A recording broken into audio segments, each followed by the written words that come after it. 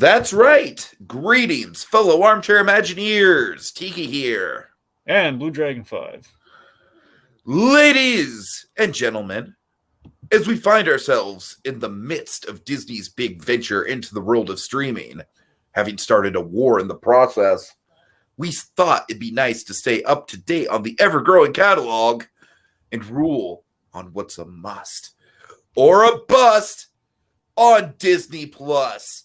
And tonight, what other show does deep-seated childhood trauma and both emotional and physical abuse collide with giant talking anthropomorphic hippo Egyptian goddesses?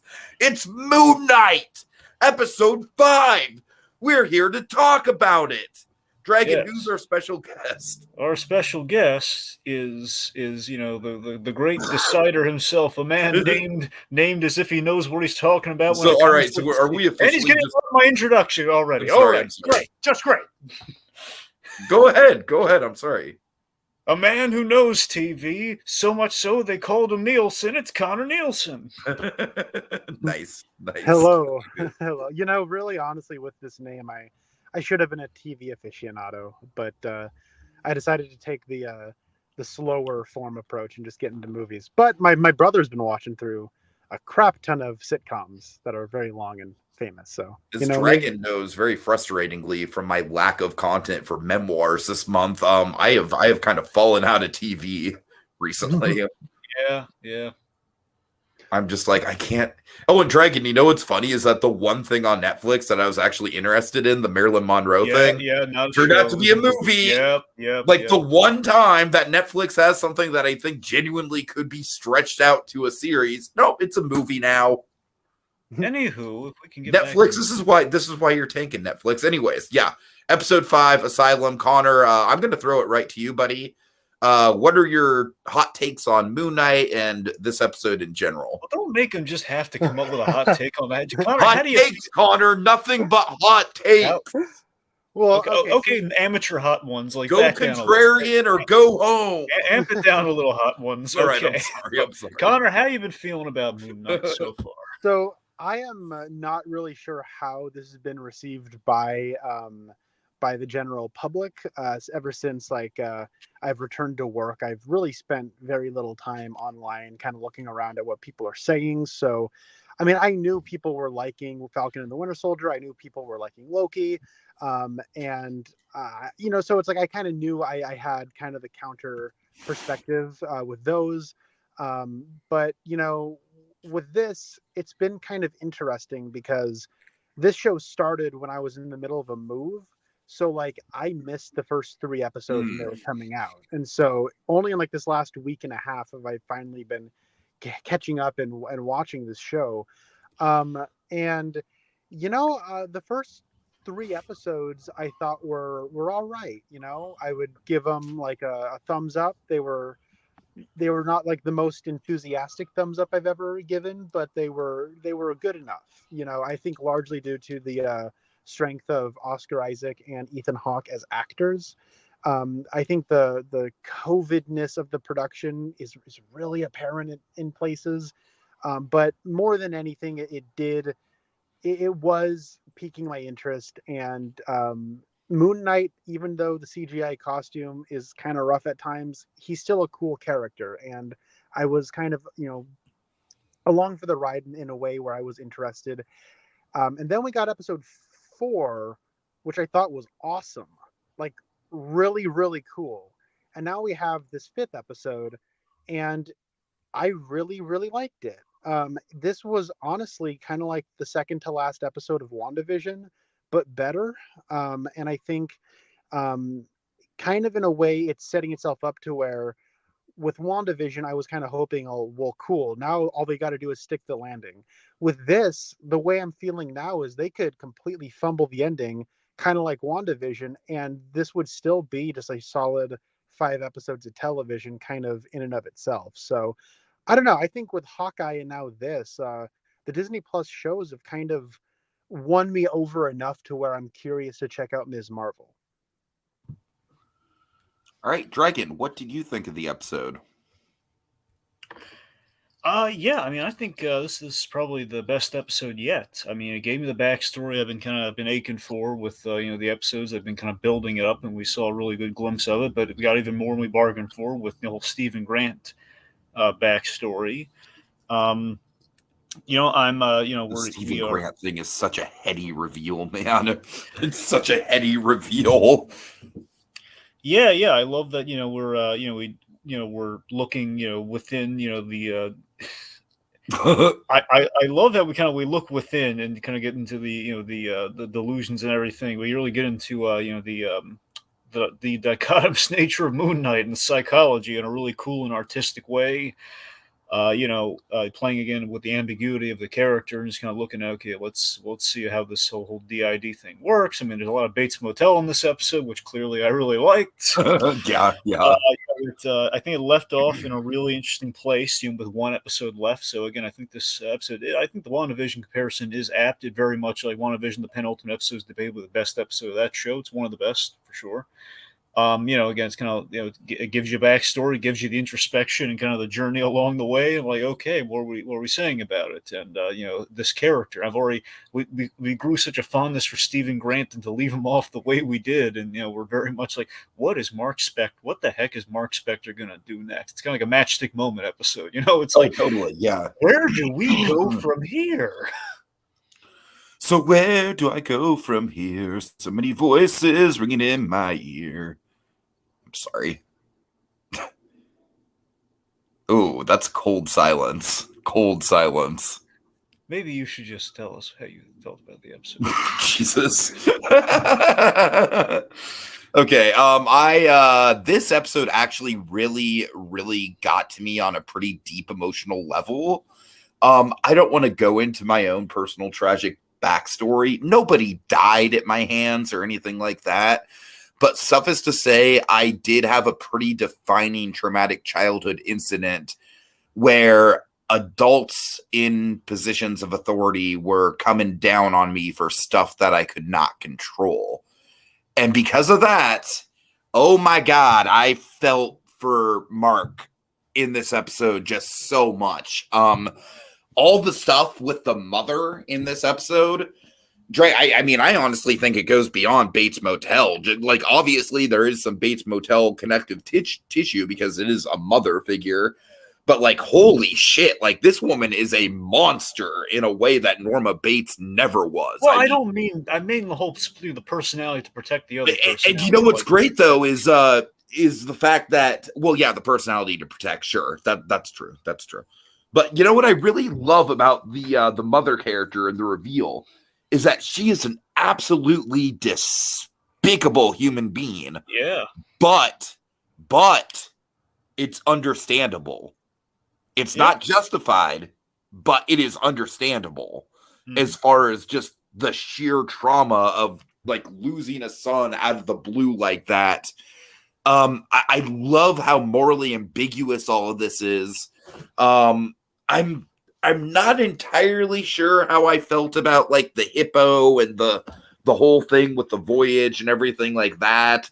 Honestly, I was kind of getting shades of The Leftovers with the whole kind of like weird, surreal dreamscape that the afterlife exists on. Like, this is kind of like the MCU Leftovers. Wait, for how me many in times weird ways. Wasn't his name Kevin in The Leftovers? It was Yes, Kevin his name was Kevin. do you remember how many times Kevin had to die and come back in that? I think it was just twice. Well, still, it was like the fact that when he did it was like kind of this regular event. If I had a nickel for every time Kevin from The Leftovers died and came back to life, I'd have 2 nickels, which isn't a lot, but it's weird that it happened more than once. My point is, we had like a stretch of okay, this is what happens when you go through the process.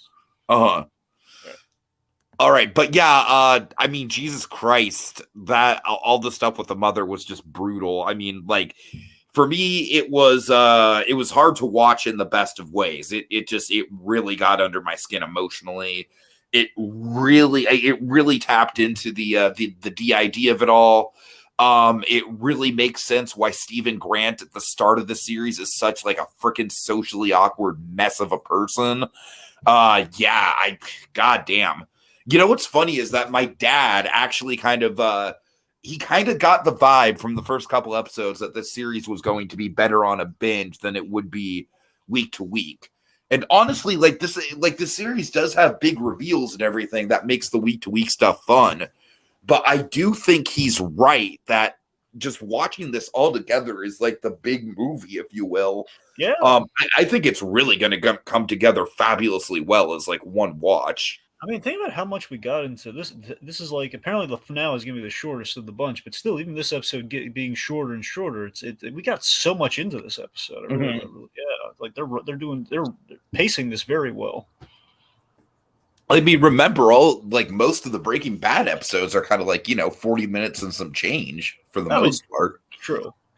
But well, and to that point, I mean, my biggest issue with the Marvel shows has been this. A lot of them have felt like they are taking stories that could have been films and sort of restructuring them, kind of as doing as little restructuring as possible to stretch them out and turn them into 6-hour movies. Honestly, what I like about Moon Knight is that with every episode, they are getting a lot of ground covered, like twice as much ground in places I feel like as something like Loki was getting covered. It was just really, I think it's really neat how this show really feels the most like a TV series compared to the other ones. And I like that. I think it understands its medium better than the earlier ones.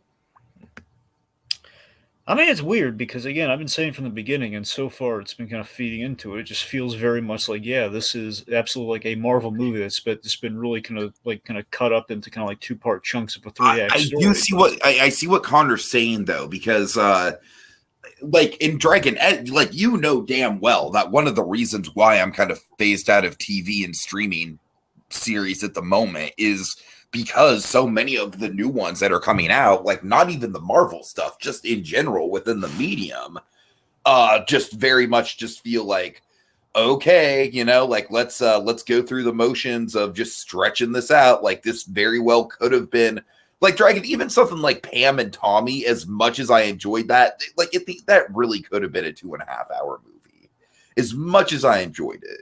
True. So it's like, I hear what Connor, like, I think it's just like, the realm of TV and movies, just as far as budget and as far as exposure goes, has never been more. There's never been more cross-pollination between the two.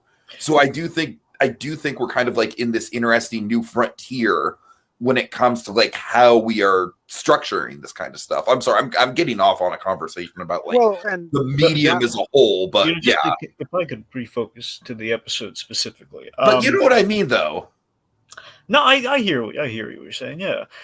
Something really cool about this. Yes, Connor?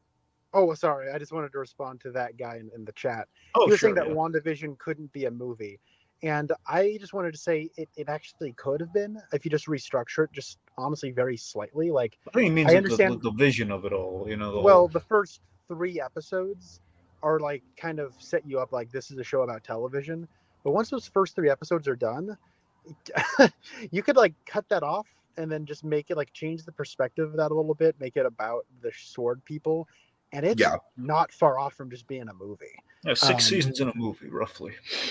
So I don't know, like, and then like I don't know, you look at the first episode of Moon Knight, that feels like a really cool cross section of a first issue of a comic book, but also the pilot episode of a television show. Absolutely, and it gets a lot of ground covered. But you compare that to like Falcon and the Winter Soldier, and like that has 3 episodes, is like 3 episodes where they go to like Europe could just be removed wholesale. Like it's and then right there you have like a 2-hour movie. So I don't know. That's just what I'm saying. So something really cool just in this episode itself is the again kind of the way I love how we play with the editing at the top. We have the conversation with Harrow, and Harrow's the he's the Ned Flanders looking psychiatrist. I am digging Ethan Hawke in this vibe so much. Great, I am right? living for this. Because he's so darn. It's so contrary to where he was being played as before. And it's so believably, like, I have been through a Rolodex of therapists in my time, and it is so believably what a therapist acts like. It is so on the money. Like, they must have done some research for this guy. Yeah, but I love that in the beginning, though, we have this really great detail, which is kind of led to speculate here. But still, it's the fact that, like true Moon Knight, you're not 100% sure what's going on in the scene because we kind of play a little out of sequence. And again, like for example, Mark, he's got like this busted nose as if he's been hit in the face. And then, of course, he gets injected and everything because he basically tries to kill him with a paperweight. Now, of course, I love the whole running gag of like, did you inject me? Now, Mark, I think you're watching too many movies. We can't do that. Yeah, like not anymore. I mean, unless we really had to, but so that's the thing. So of course, a lot of this borrowed apparently, and I haven't read it, but a lot is borrowed from the whole Jeff Lemire. It's such a great kind of like unreliable narrator episode, I think.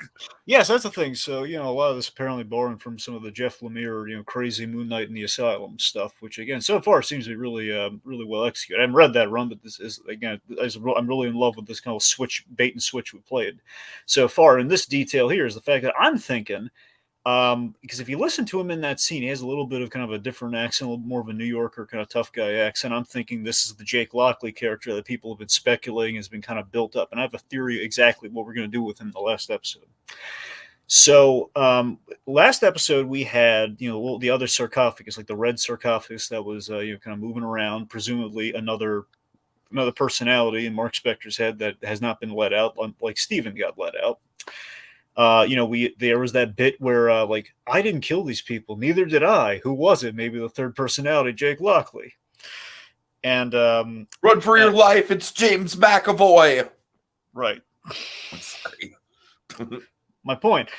I'm thinking what happens is, this. I think we kind of maybe cut into like him having a conversation with a different personality, and they had to get physical with him. They punched him in the face and everything. He's the violent one who tried to kill, Harrow, which is why he had to be injected. And I'm thinking, where we leave things off in this episode, where Steven is essentially sacrifices himself.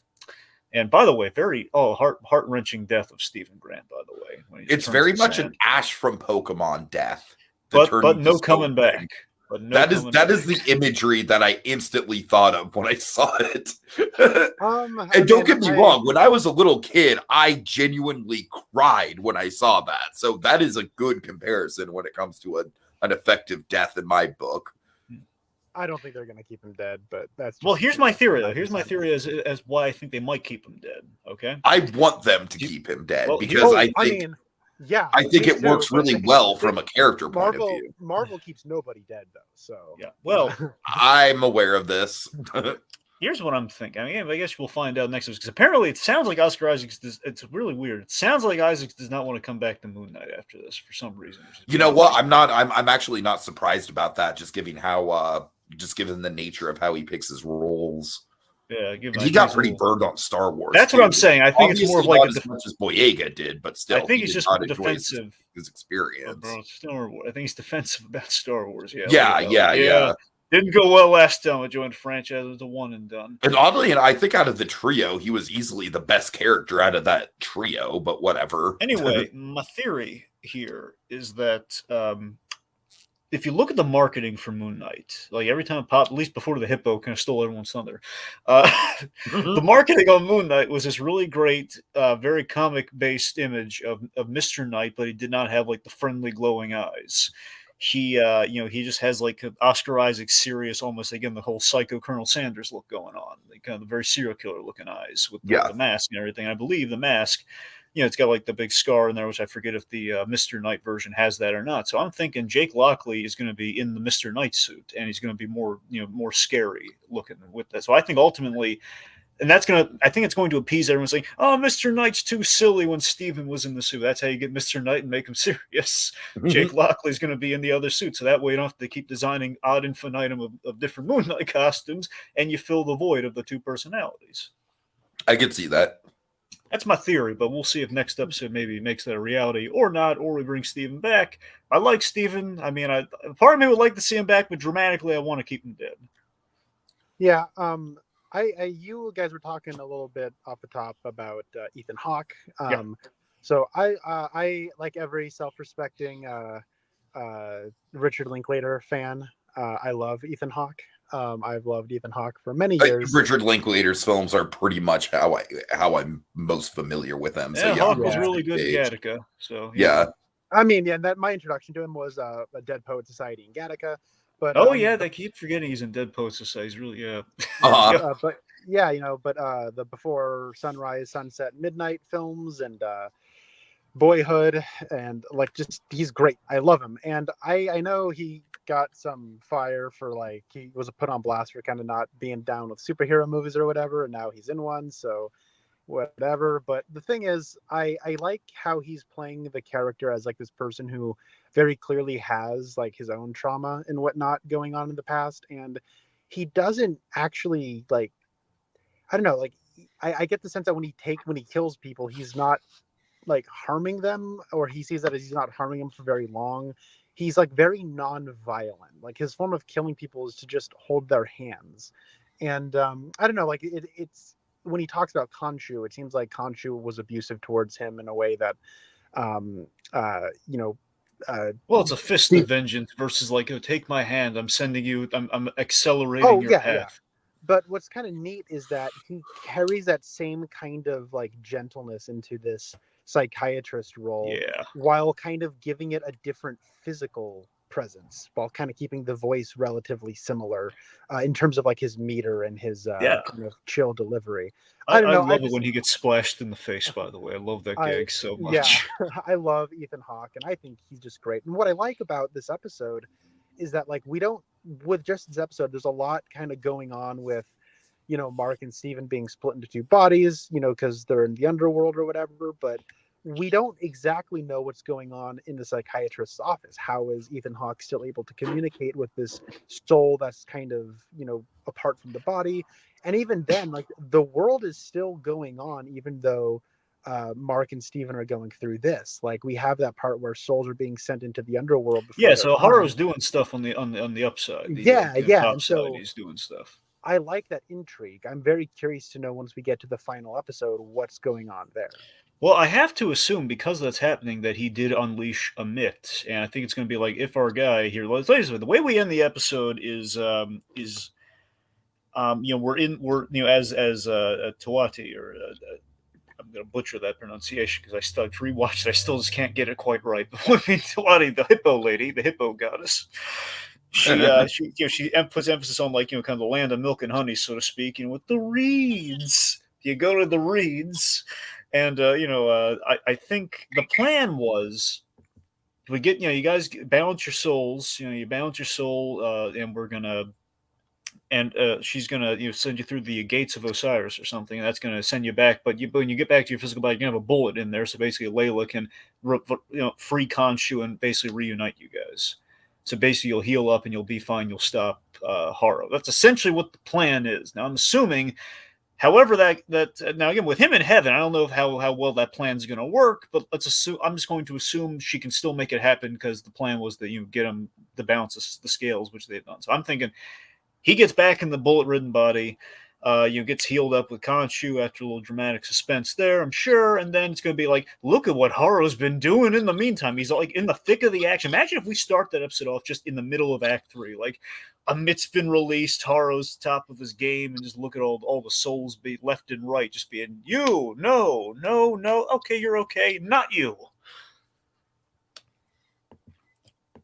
So yeah, I'm thinking, I think we're just gonna be in the thick of the action with that Haru stuff. Yeah, I think it's what's been going on, and perhaps like through Amit's power, he's been maybe is getting eyes on Mark. I'm not sure. Okay, yeah.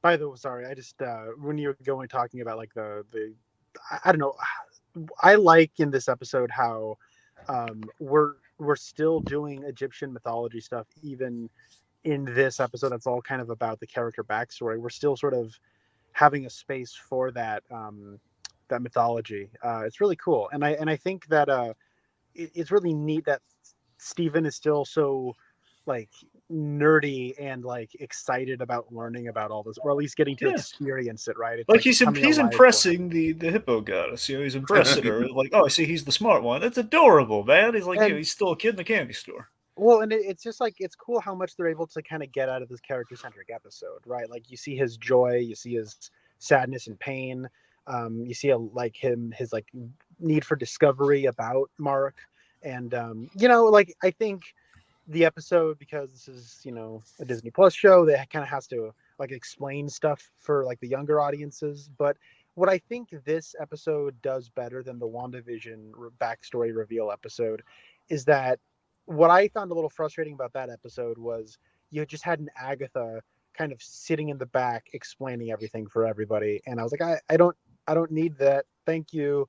But with this, having Steven kind of pulling on the thread so we can explicitly understand what's going on.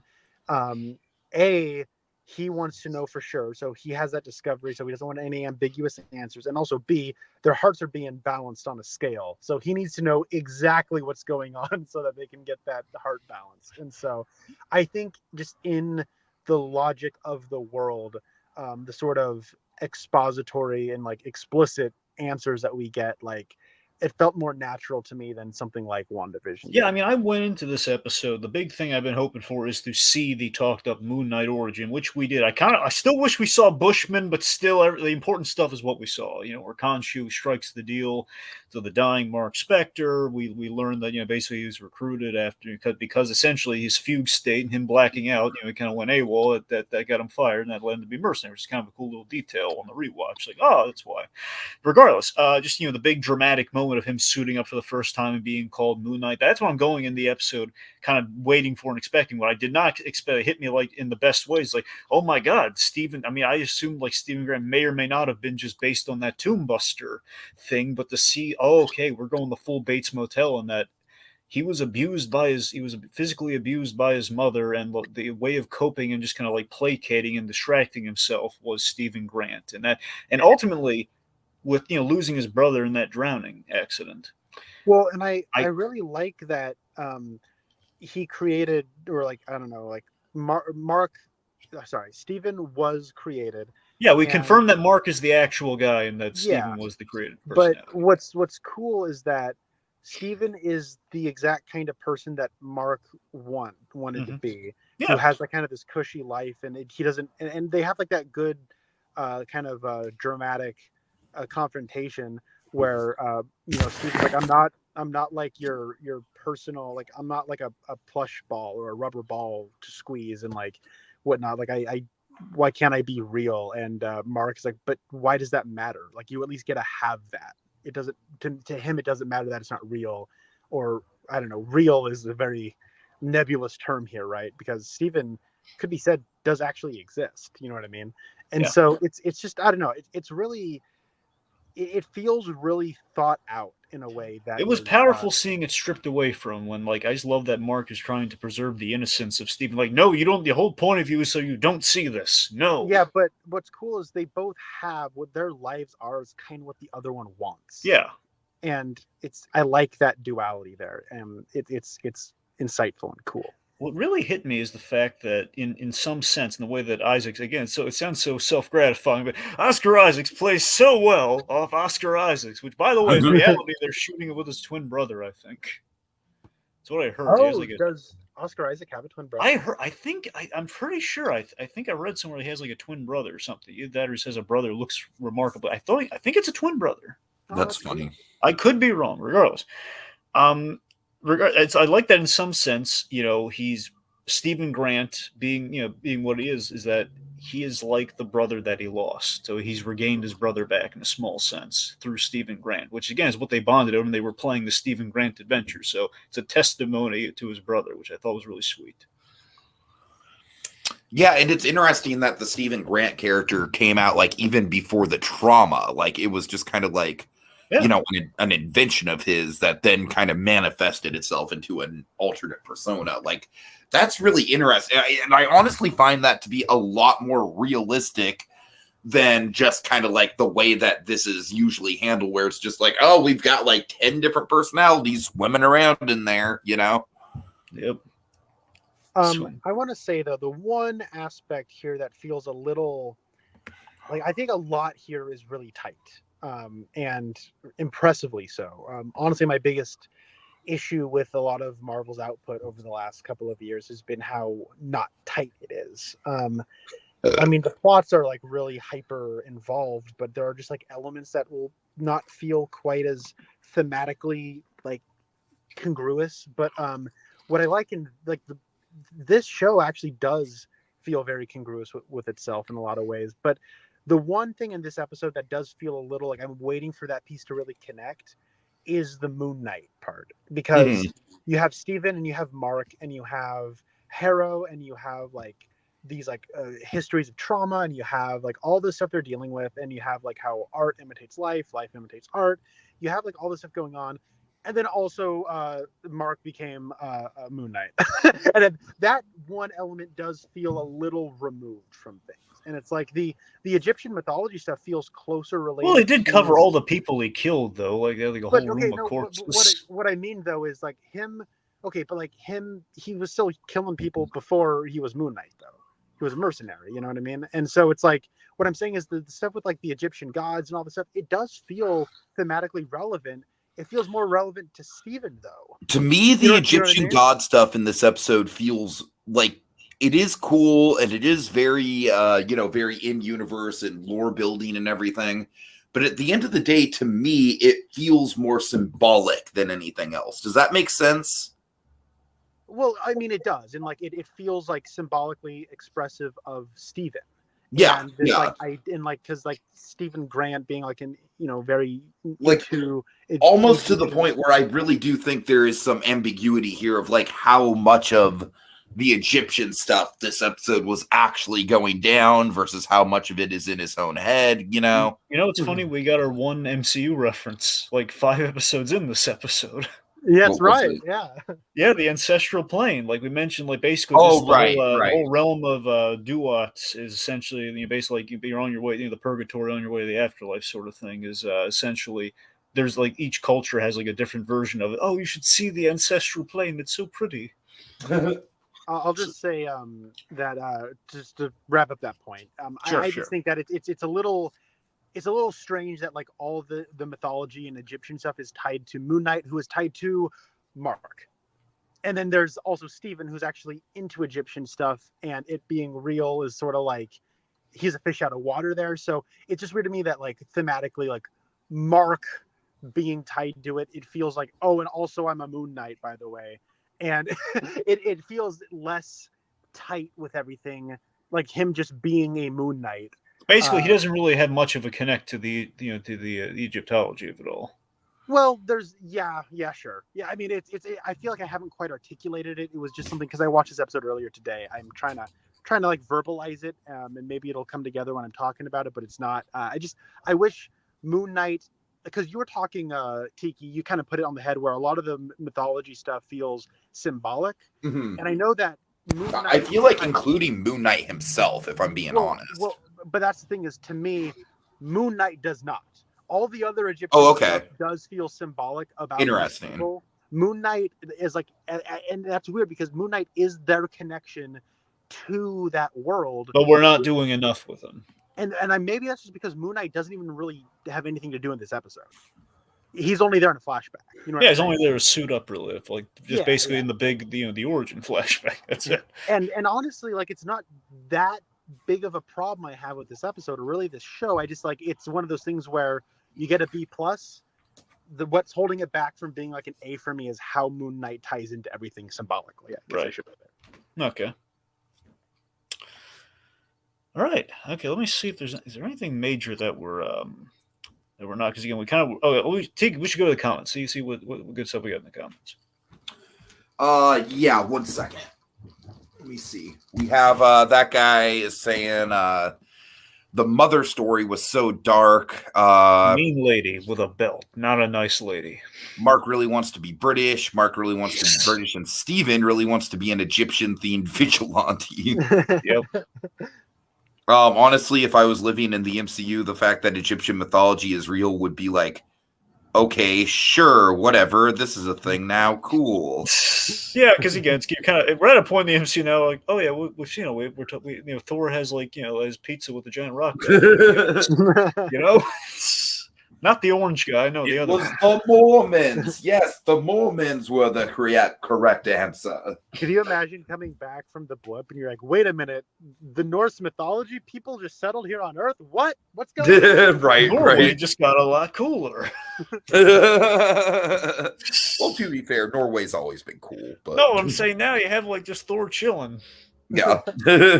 That's one of the Flag Smashers origin story is that Thor lives in his house now, and he's like, I can't deal God. with this. Ah, I have an Asgardian roommate now. It sucks. he just plays Fortnite all day. I can't deal with it.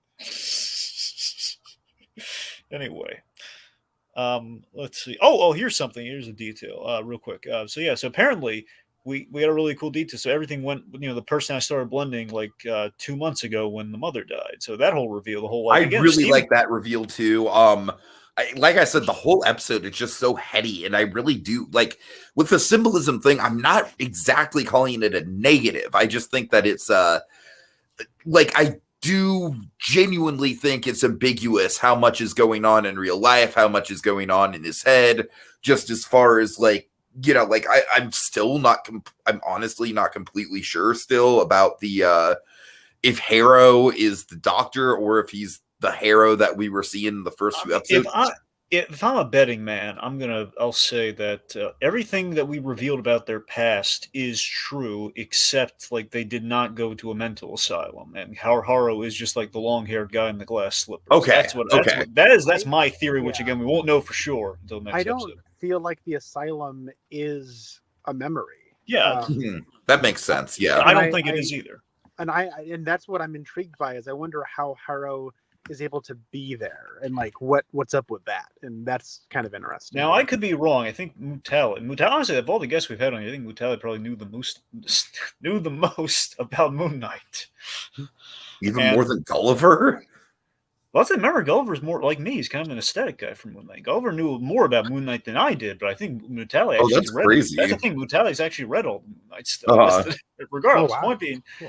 Between our stuff here, again, Mutali informed us a little about the Jeff Lemire run, and I believe, and I think I may connect some dots on here. Is that maybe I think Amit might have tied into the Jeff Lemire stuff with the Insane Asylum. So my speculation is that the whole thing is my assumption was that Amit projected the whole Asylum thing, and that's why Harrow's there. Okay. Now so again, like with him getting in touch with Amit, he's able to maybe be more of a spectral persona. Yeah, now again, then mind you, that was speculatory before we got this episode, in which we have like the Egyptian hippo goddess laying out that you're on the this is the realm of the Duat, and this is all kind of it's basically a version of it's a version of like you're on the river awaiting judgment. So because of that, I can't say for sure it's Amit, but again, that's just my theory from last episode. So maybe that would explain why Harrow's there. That's my assumption. Okay, cool. But we'll see one way or another next episode, I'm sure. I'm saying the fact that something is happening on top side makes me think that Amit is involved somehow in this, Yeah. I really hope the final episode has better visual effects than this show has had. I think the visual effects have certainly improved in these last two. I think with the previous episode, it's probably because they were on interior sets the whole time.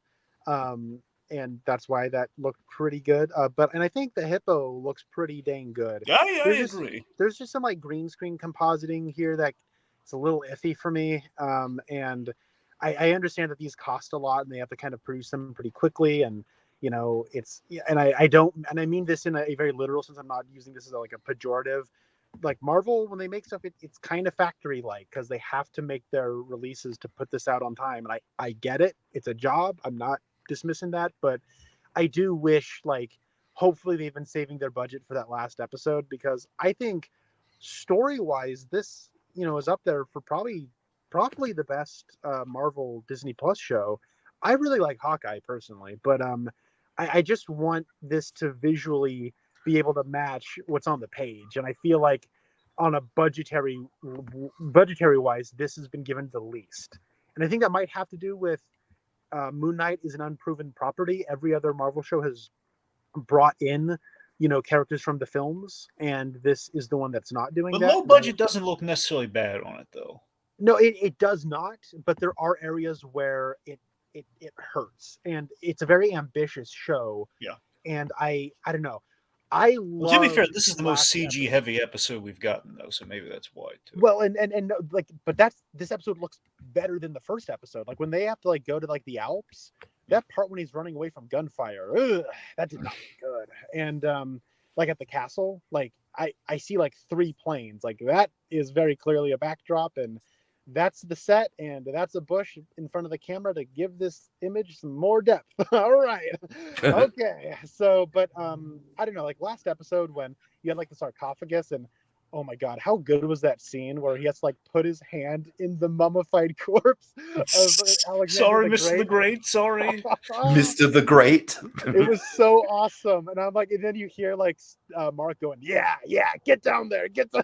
Yep. I was like, hold on, are we sure Sam Raimi didn't make this one? Right. And like that weird like zombie creature and like Lila or whatever her name is, like putting an active flare and like ripping off their arms and like the bone is sticking out. Like I can't believe they got away with that stuff. Well, That it's like a was mummy, awesome. though, so it's like the robot rule. It's okay if it's not really alive. But you see it like you don't see it like I mean you see the blood, but like it's like embalming people. Like it's crazy. It's awesome. Right. I can't believe they got away with that.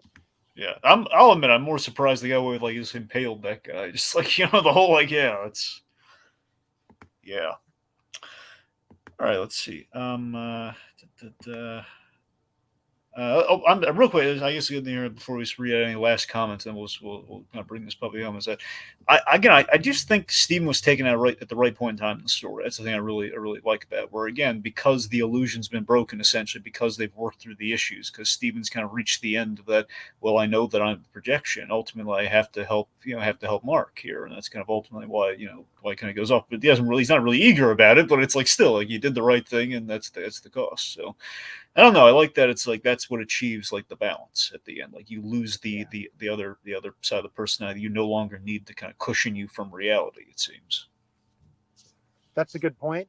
The only thing that I have a little reservation about is I just think as a character, Steven came to life for me more than Mark ever has so far. That's and true. I really and for me, what that last episode needs to do is have Mark come into his own as a character a little more. And I understand. I think they're on the track of doing, but it is a gamble. Yes. Yeah. So that's the one thing where I'm hoping the show can stick the landing. But even if they don't, at the very least, this show has been Steven centric, and I think that was honestly kind of a good call because I think this show has really made that character work in a way that I didn't think they would be able to. All right, Tiki, is there anything else majorly in the comments we should? Yeah, that guy just says, yeah, Moon Knight might not be unproven property, but MCU at this point. But the MCU is at this point, so that's not really an excuse. That's true. Seeing how much success the MCU's had with the unproven properties.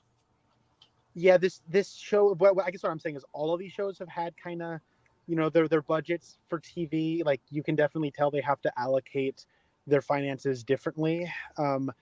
So like not all of Hawkeye looks good. Not all of Falcon the Winter Soldier looks good. Not all of Loki looks good. I'm just saying like I think like when they're giving out the budgets for all of these, like this definitely has a higher budget than something like a normal show, but on the MCU scale, it might be given a little less because he's unproven. And if this doesn't go over well, they can kind of see it as like a loss that they were able to like get ahead of more loss than they could have had. Okay. Well, I think we've run through the gambit. Unless you guys are thinking of anything, I'm not that we should probably talk about. I think we covered. Dragon, can you kindly advertise the debate that we're about to have too, really quick? Yes, folks. So, good news. If you're saying, "Oh man, the show's over already," well, don't worry. We got something coming at you right about now. We're gonna do an Epcot debate. We're kind of globetrotting a little in this show. We're going to keep it going to the place it's all about globetrotting, Epcot. So we're doing Epcot debates. By all means, folks, we have some main round questions, but beyond that, we have the speed round in which you, the audience, can submit questions. Ideally, Epcot and or Disney, but mostly Epcot related questions, and we will read them. Maybe Guardians of the Galaxy too, because we're doing, Yep. it's the reason we're doing Epcot is because of Cosmic Rewind. So Exactly, because of Cosmic Rewind, hence the Epcot debate. So any of those sorts of questions, again, just kind of Disney or Epcot or Guardians adjacent, we will be inclined to use them, and you get to judge who gets the point, who wins. So you get to throw us some questions, might use it. Also, you can just kind of provide some feedback, we'll shout out some comments, and you might influence some of the judges' opinions on and how they're leaning and who they're voting for and who might win. All right. that on Disney Debates, Epcot edition. Cool. All right, and thanks to that guy for joining us in the comments. And Connor, thanks so much for coming on, buddy. I know you've been super busy, so I appreciate you taking the time. Well, my pleasure. Thank you for having me. Tell me, what is Epcot? Epcot is the experimental prototype community of tomorrow. It's the giant golf ball in Disney. Do you really not know what Epcot is? I don't. Yeah, so essentially Epcot is like, you ever seen like pictures of the Disney parks like all together, like it's the whole bunch of them? I think so. Well, essentially Epcot is the one with the giant golf ball. Okay. Cool. All right. It was basically Walt Disney's like kind of last passion project. It was going to do like a Grant Walker from Batman the Animated Series sort of thing turned into a theme park. Okay, cool. Right on. All right. I didn't mean to derail. Yeah. Right. It's kind of the poor man's summation of Epcot, but essentially that, yeah. Oh, very much the poor man's summation. All right. Anyways, also that guy says, I hope Jake Lockley's personality is just Dexter. Just Dexter, like it's literally just Michael C. Hall. I'd be for that. I mean, that's kind of consistent. Comes in, the Dexter theme starts playing. Do do do do do. They have like the tonight's the night, the moon night. Oh God! All right. Well, on that note, that'll do it for us this week as we holster our remotes till the next installment. Calls for the draw. Mano y mano. Just Plus and us. It was the hippo! It was the hippo!